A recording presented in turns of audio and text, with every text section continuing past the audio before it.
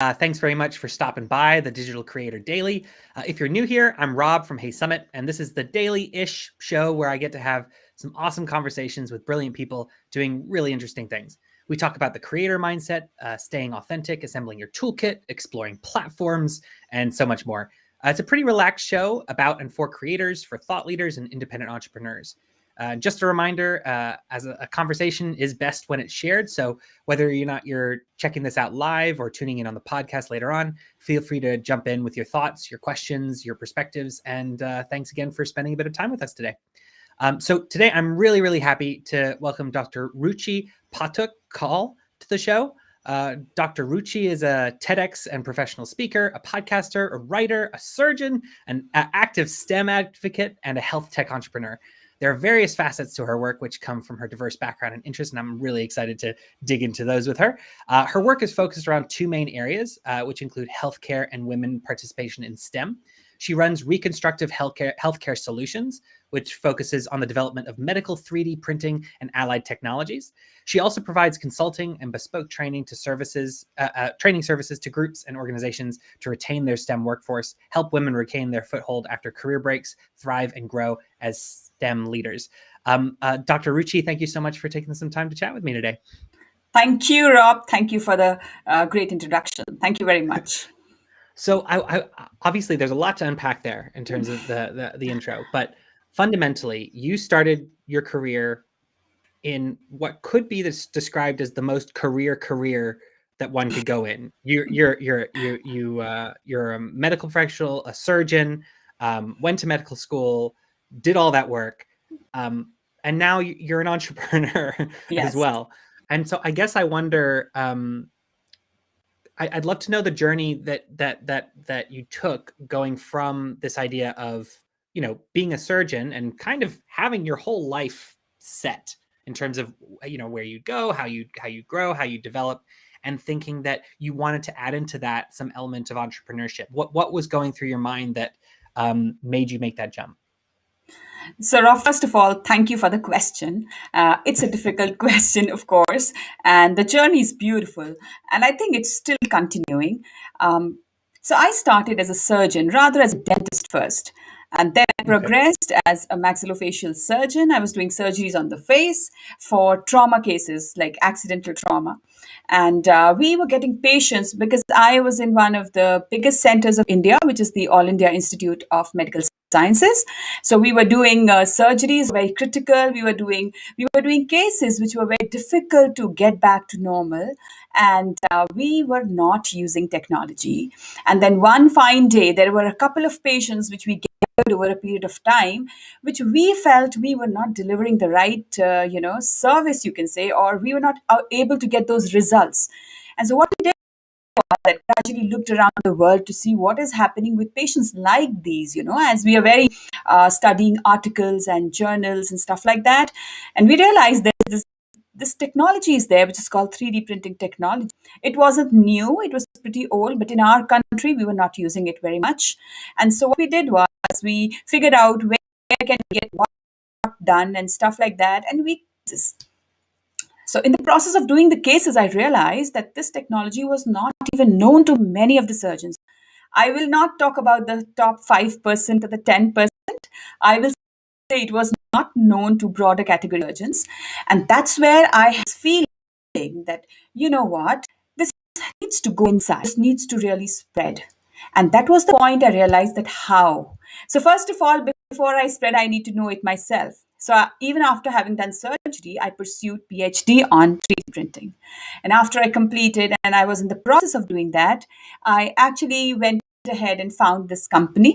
And the reason was then to spread this, thought through, teaching, through different tools that were possible. We started with podcasting. I gathered funds to get certain printers done and then, things like that. And to impact more people, a surgeon can just impact another patient, that can happen only patient by patient. But one entrepreneur can impact many people. So the different impact actually varies. It's manifold. So was that a really core kind of reason there? Because I think a lot of people would look at that and say, "Wow, there's this great technology that we're not using here. I should tell the bosses to go off and learn about it. I should tell people to Perfect. go off and learn about it." But that's Yeah, quite different to you then that's saying, "No, no, no, no, no, no. I'm going to learn about it and I'm going to spread it and I'm going to try and make this impact myself."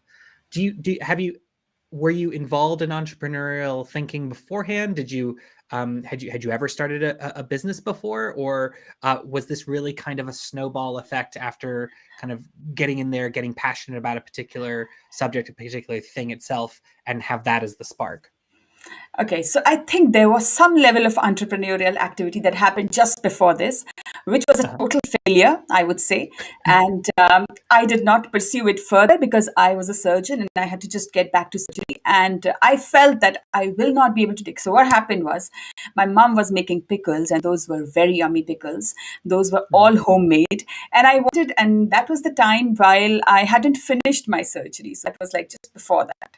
Sure. So we created a website, an e-commerce website, and we put in all the pickles and all the pictures. We took live pictures. I mean, she made pickles, 10 kgs of bottles and so many things. We made her to do all of that. We took pictures. We put it on the e-commerce site, and we thought, we've put it there. People will buy it. You know that feeling, because Mhm. I'm here and I put it there, Yeah. people will buy Oh, it. they will So you come. so Yeah. it's sure, and who knows who you are and where are you in the world, and so that was the point. I realized it's not this much. There is a lot more to go. We just could make the website. We just could cook, and then orders started coming in like 100 kgs because we need to scale up. So I realized, no, this won't work for a person like my mom and family members. It's not going on this. So they stopped there. I continued Mhm. my surgical journey. When I got into this technology, frankly speaking, I really got passionate about it. And I wanted to know what more can happen with this. And then I also read on the platform that this had a huge potential in terms of a technology, in terms of getting it to India. And then kind of there were people already doing, but I had the leverage of being a doctor, because doctor standing to the engineering technology was not that great. And so I felt, yeah, this is Mhm. the point we can leverage here. So that was also another thing. But definitely the whole thing had something to do with impact, which I have in my mind even now. So yeah, Like how to scale, always like how to yeah, how to do something once that then has an impact with multiple people rather than doing the same thing again and yeah, again and again. yeah. No, so do you find that I mean, we were talking earlier and you're kind of making it clear that you're not an expert. You're not kind No. of through on your journey, but I guess um has you know has the journey from um surgeon to entrepreneur, obviously it's probably been rocky. What has surprised you the most throughout, doing this? Because I mean, on the surface, TEDx speaker, podcaster, got your PhD in a subject that you're just interested in. Like there's a lot there. So what surprised you the most so far? So for me, the difference has been that initially I was the client and now I'm the seller. And the whole mindset completely different. Big And difference. this has opened up so much for me. I've realized it's so Mhm. difficult to sell. It is absolutely difficult to sell, and then to be authentic and sell. And there are a lot of concepts involved, and how you market it, the way you market it, and the kind of influence you're trying to create with the marketing. I mean, there's a whole plethora of things. I think there are so many other skills that you have to kind of actually learn by yourself with nobody around you in isolation. It kind of at times makes you to feel that why the hell did I do that, and then And you and and and realize, go ahead. and then you have to do it, just come out of it, and then Exactly, all of but it is all alone. you say that, though, very importantly. It is very lonely. You have to. It's almost like you're trying to. You're not just an entrepreneur. You're a marketer, and you're an operations person, and you're a finance person. You're everything. And Everything. so, do you find that to be quite lonely? Do you find that imposter syndrome is a challenge? And if so, how do you approach it? How do you take care of your own mental health? Right. So for me, I started, I was thinking it's not that difficult to be very precise. I was not sure. I mean, I was like so confident about the fact that it's not going to be very difficult because, I'm a doctor, I'm a surgeon, and then it's not going to be. But the moment I entered, I realized marketing is, my goodness, you really have to learn so many things to it. So my journey started with marketing. So, frankly speaking, I started learning things like how do you go for digital marketing, and then how do you set up these funnels. And but then the thing Mhm. was that was very mechanical. That was a mechanical portion of marketing. So that was not it.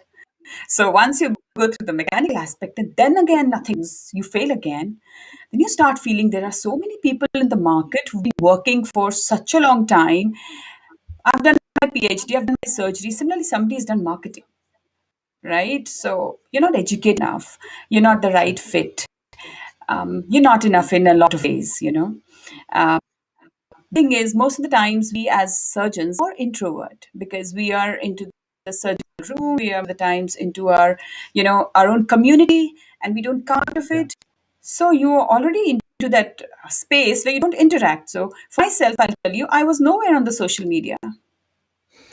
So my social media started like a year before, Mhm. probably after the COVID or somewhere there.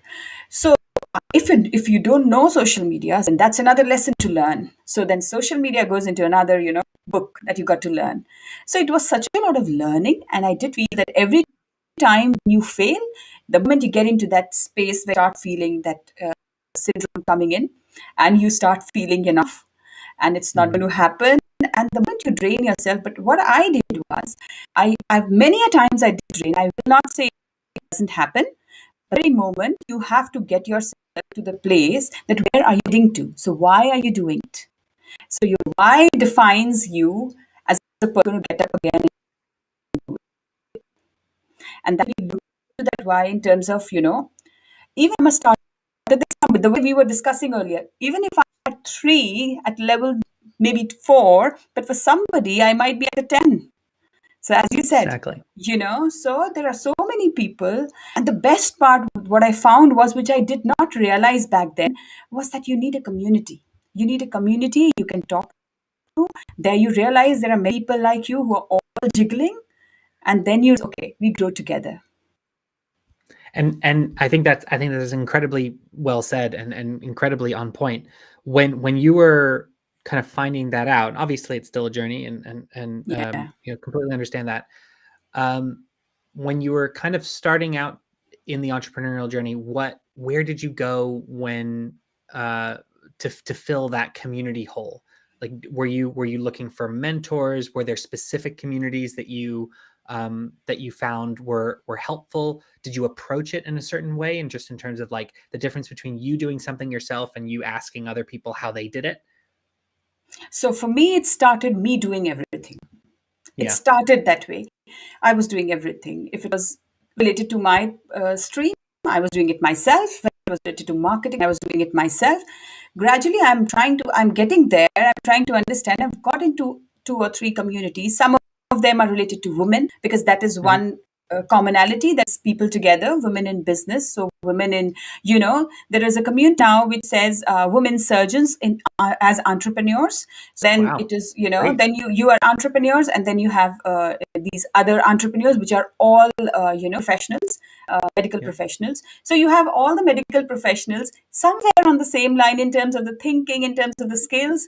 So you know that, yeah, they do not know much about business and they're learning it. So nowadays you have a lot of these kind of communities, and I did approach to 3 or 4 of them and a lot of communities.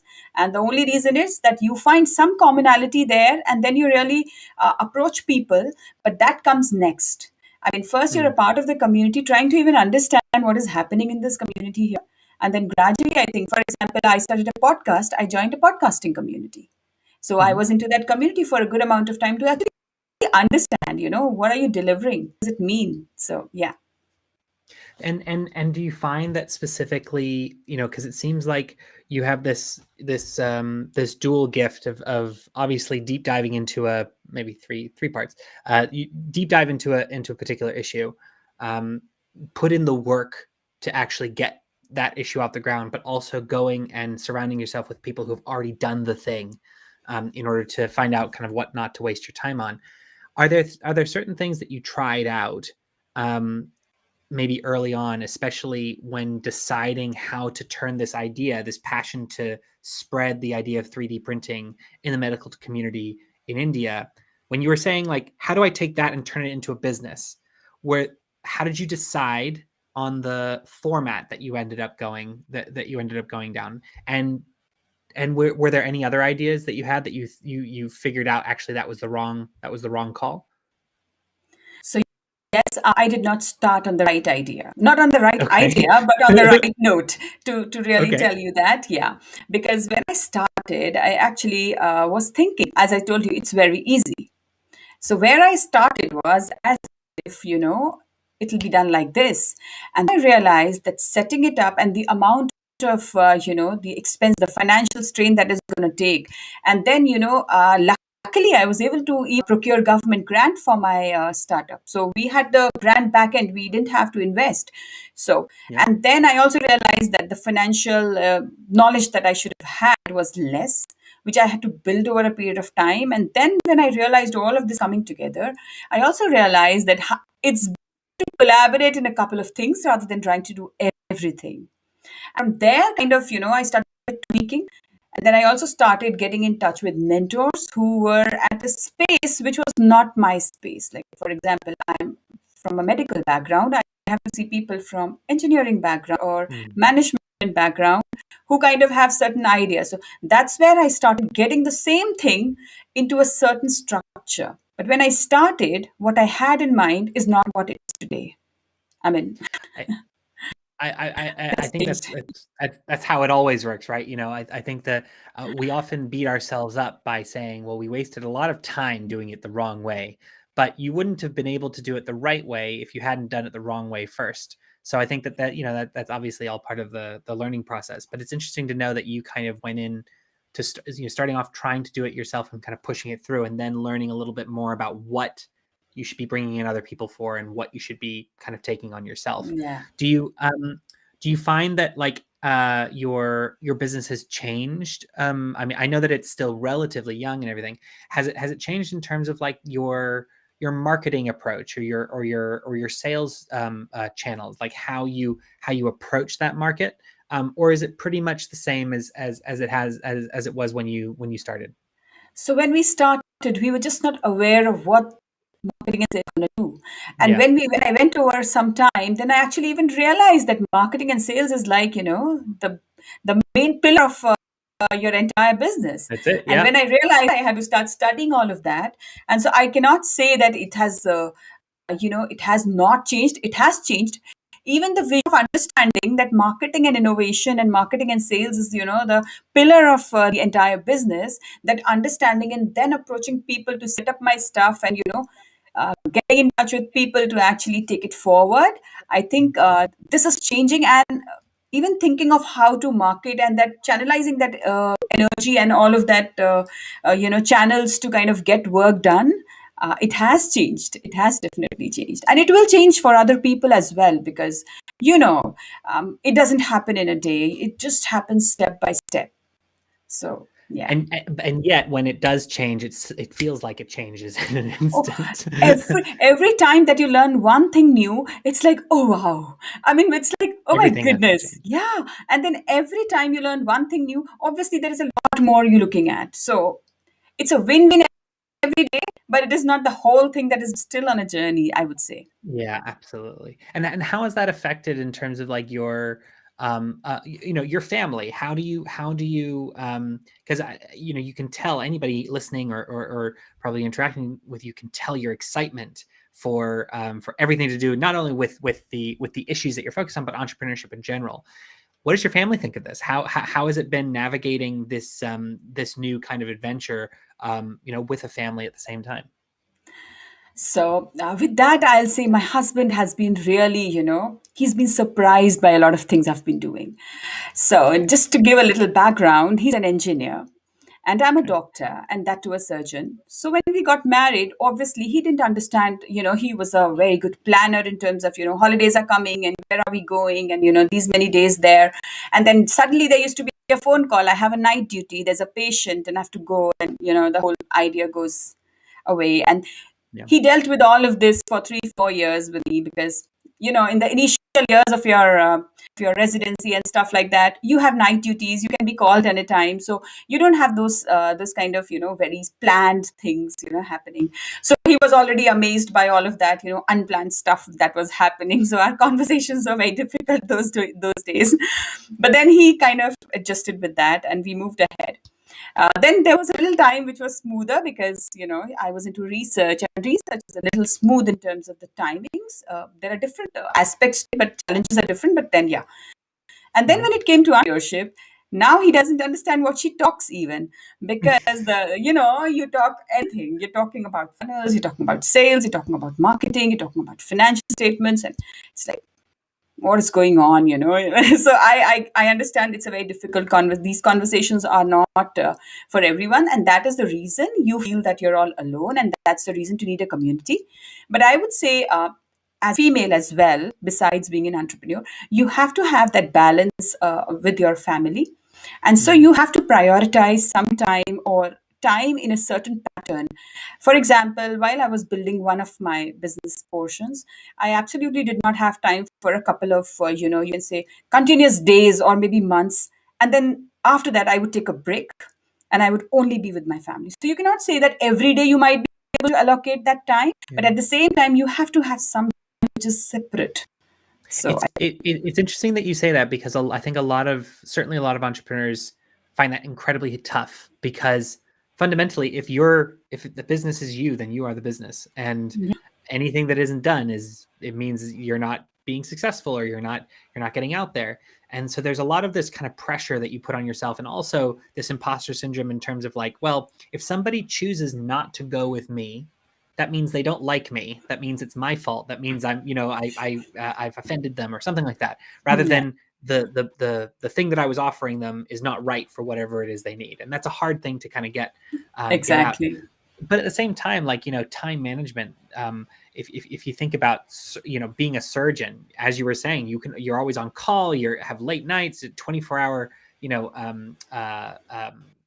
times that you have to be on call, or all that kind of stuff. How have you carved out that time? How have you made sure that you're not beating yourself up too much in the day-to-day running of your business, and kind of carving out that time for your family? You say that after a certain burst of energy, you usually take a break. Are there other, like, tips of things that you've maybe learned in the past few months and years, that maybe you could share, in terms of how you've navigated that, and what's ended up working better than others? Yeah, definitely. I think with COVID and these unprecedented Of course. situations, there have been a lot of things that I think many people have learned. And so am I telling the same. So for me, the first thing is that, you have to have the abundance mindset. Don't be competitive in terms of, you are not, nothing is going anywhere. Okay. So you need to be on the rat race. Have some Right. priorities fixed up for yourself. And I think first it's going to be me and my family, and then it's going to be the next thing. So for Mm. that, you have to carve out that time, take that as a priority. And what I would say is, for your business or whatever work people are doing, I mean, it's my personal suggestion that that should come next. The whole balance breaks out. We are all breaking out these days, and the reason is, that is the main reason. So I would say that your mindset, and as a person, I feel that physical, mental, social well-being is the most important thing, and then it is your business. But the thing is, I do understand that when there are so many commitments to make, when there is so much work Exactly. to It's do, hard. Yeah, it many a times it takes a back seat. So exactly. I think you need to have that mindset that nothing is going nowhere. You're all here. Yeah, It's not and also, ending. if you don't do this one thing, the world will not end. Yes, it And won't it's end. hard, because I know certainly some people are like, no, that's not true. That's not true. Yeah, I have to do it. yeah, I have to do it. I'm going to ignore my family for a while. I just got to do this. yeah. Ooh, it's building up So, for some example, heavy weight there. yeah, for example, if you have to release some product or something like that, if it is delayed by a week, that's okay. Go a little by the flow as well. I Sure. mean, you have to Sure. have a fine balance. I would not sit Yeah. back and then, you're Of not course. doing anything, Yeah. obviously, but there has to be a balance. And I would say that, yeah, it's always better to go with the flow and just create a balance between your own physical energy, your own mental energy, emotional energy, social energy. All of that has to be balanced together. Absolutely. So I guess the kind of last area I wanted to chat about was maybe tips, suggestions for other people who might be thinking about starting their own business or getting into their own business. Maybe I know we've talked through a few here, quite a few, gotten into the mindset, which I love. But are there specific types of things that you really do wish that somebody would have told you at the beginning? Maybe it's about using a certain type of tools. Maybe it's not trying to do this yourself, get someone else to do it. Are there certain things that you kind of would have as tips for others who might be just starting this journey? Yeah. So for this, I would say that I wish I knew this. So this one thing that I wish I knew was, when I started with business, I thought it is like this and it will be done, but I did not research the market and get my clients done. So mine is a service-based business at that point in Mm, time. Now it's consulting, and so it's changed a bit. But the thing is that if you do the market research, so when you're doing the market research, you get along with people who will be your ideal clients and mm, kind of have such a relationship, build such a relationship with them that when you create this product, you don't have to think whom you have to sell it to. yeah, So, well, in my case, we thought, oh, we know so many people.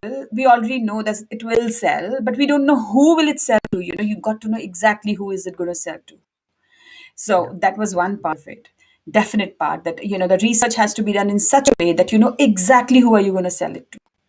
So that makes exact sense. ideal client, knowing that exact client, I think that's the most important part because it kind of drives your marketing also in the same direction. Yeah, we there's a saying that are you building a vitamin or are you building a medicine, and also are you are you falling in love with a problem, or you have you built a solution and you're looking for a problem? I think Yeah. that those are two very different things, and so it's Yeah. important to kind of know going in Hello. because it's going to save you a hell of a lot Yeah, of time. Yeah, exactly. yeah. Well, thank you so much for taking some time to chat with me today. Um, Thank you, Rob. Thank if you so much. if anybody would like to connect with Dr. Ricci, if you'd like to connect as a medical or a dental professional for technology related support, or women in STEM needing support in different stages of careers, or if you're just looking for a speaker or a trainer for your organization on health or 3D printing and women in STEM, please feel free to connect with Dr. Ricci. You can find her on LinkedIn, or you can visit her website, which is www.ruchipathakkaul.com, or you could write to info@ruchipathakkaul.com. That's RUCHIPATHAKKAUL.com. Thank you very much for taking some time to chat with me today. Thank you, Rob. Thank you very much. It was Thank, a pleasure being take care. here.